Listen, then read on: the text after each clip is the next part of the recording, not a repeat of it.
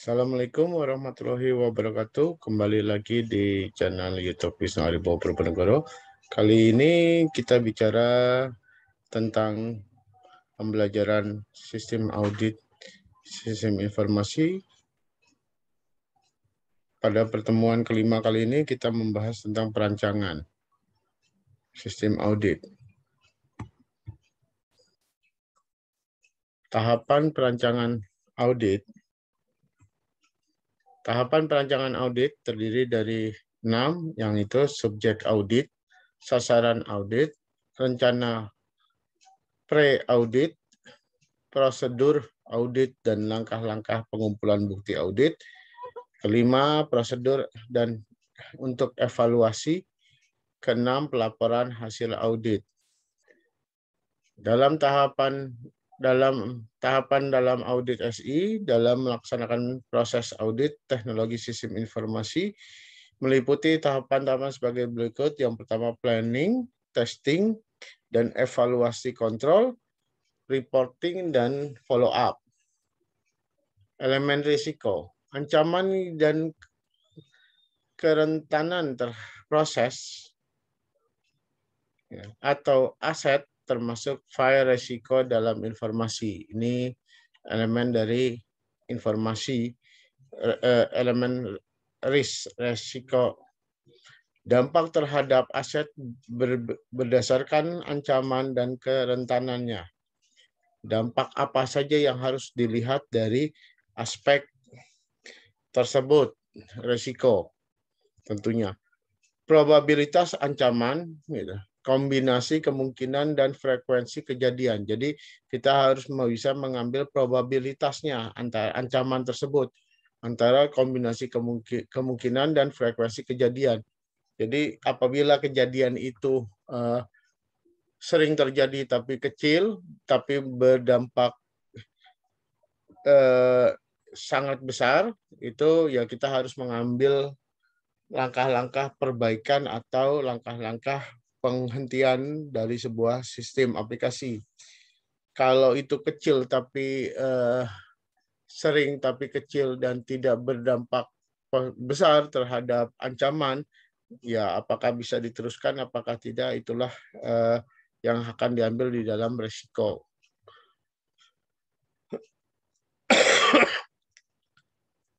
Analisa risiko adalah bagian dari perancangan audit yang membutuhkan mengidentifikasi risiko dan kerentanan sehingga auditor dapat menentukan pengendalian yang diperlukan untuk mengurangi risiko tersebut. Itulah analisa risiko. Definisi risiko menurut ISO. Potensi, kalau ISO bilang risiko itu adalah potensi bahwa ancaman tertentu akan mengeksploitasi kerentanan aset atau kelompok aset yang menyebabkan kerugian atau kerusakan aset. Tingkat keparahan dampak atau relatif dari risiko sebanding dengan nilai bisnis kerugian atau kerusakan dari estimasi frekuensi ancaman. Tujuan analisa risiko adalah membantu auditor dalam mengidentifikasi risiko dan ancaman dari lingkungan teknik TI, teknologi informasi, dan sistem informasi yang dibatasi dengan kontrol manajemen dan sistem internal spesifikasi. Kedua, tujuannya adalah membantu auditor dalam menentukan tujuan audit. Ketiga, memutuskan yang mendukung audit berbasis risiko. Jenis-jenis prosedur audit.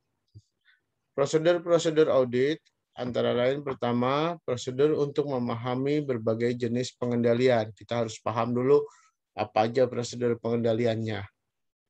Terus habis itu pengujian tahap pengendalian. Habis itu pengujian terhadap tahapan-tahapan pengendalian tersebut atau prosedur pembagian jenis.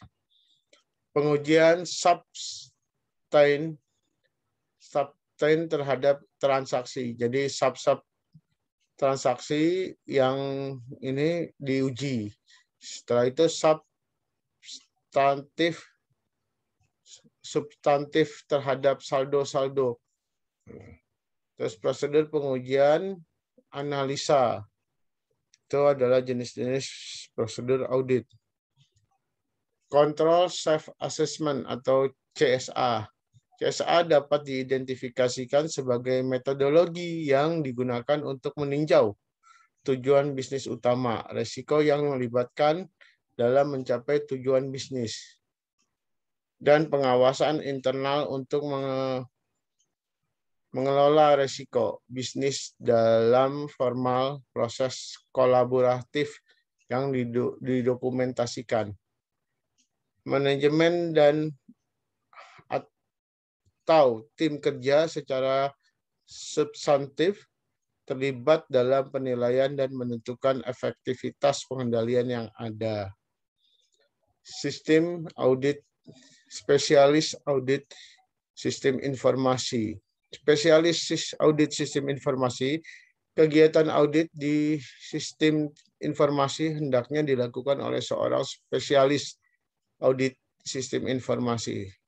Spesialis audit sistem informasi mereview, mengaudit seluruh area pada sistem informasi berkaitan dengan standar sesuai dengan organisasi, misalnya hukum, aturan kebijakan, organisasi, metodologi, pelaksanaan, integritas, dan efektivitas biaya, kehandalan, dan efisiennya. Itu semuanya dilakukan oleh spesialis audit, akan mereview. Waktu pelaksanaan audit. Waktu pelaksanaan audit bisa dilaksanakan sebelum atau pada saat implementasi pre-implementation system maupun setelah sistem live atau post-implementation system. Manfaat pre-audit. Jadi kalau manfaat untuk auditnya yang dilakukan sebelum mengimplementasikan sistem adalah institusi dapat mengetahui apakah sistem yang telah dibuat sesuai dengan kebutuhan ataupun sesuai dengan acceptance kriteria. Mengetahui apakah pemakai telah siap menggunakan sistem tersebut. Mengetahui apakah outcome sesuai dengan diharapkan manajemen. Manfaat audit post implementation system sebelum pas pelaksanaan adalah institusi dapat memasukkan atas resiko-resiko yang masih ada dan saran untuk penanganannya. Masukan-masukan tersebut dimasukkan dalam agenda penyempurnaan sistem perencanaan, strategi, dan anggaran. Output kegiatan audit. Hasil akhir adalah berupa laporan yang berisi ruang lingkup audit, mekanismenya seperti apa, terus temuan-temuan itu harus dimasukkan ke dalam laporan. Temuan-temuannya apa, baik itu temuan bersifat positif dan negatif. Ketidaksesuaian, sifat ketidaksesuaian, terus bukti-bukti pendukung, syarat yang tidak dipenuhi, lokasi, tingkat ketidaksesuaian. Jadi tingkat ketidaksesuaian di dalam suatu level itu dimasukkan di dalam laporan audit.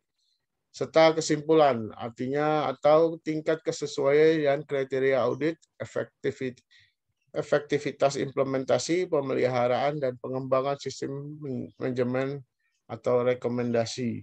Itu yang terdapat di dalam kesimpulan dalam kegiatan audit.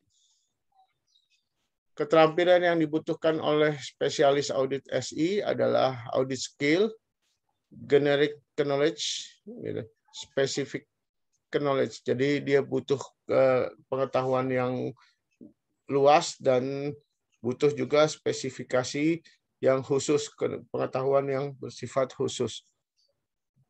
Beberapa prinsip audit SI adalah ethical conduction, fair and precision, 2 professional care, independent, dan evidence-based approach.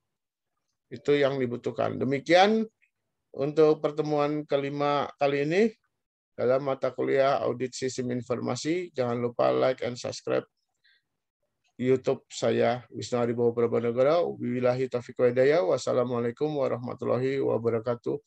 Salam sehat, salam budi luhur.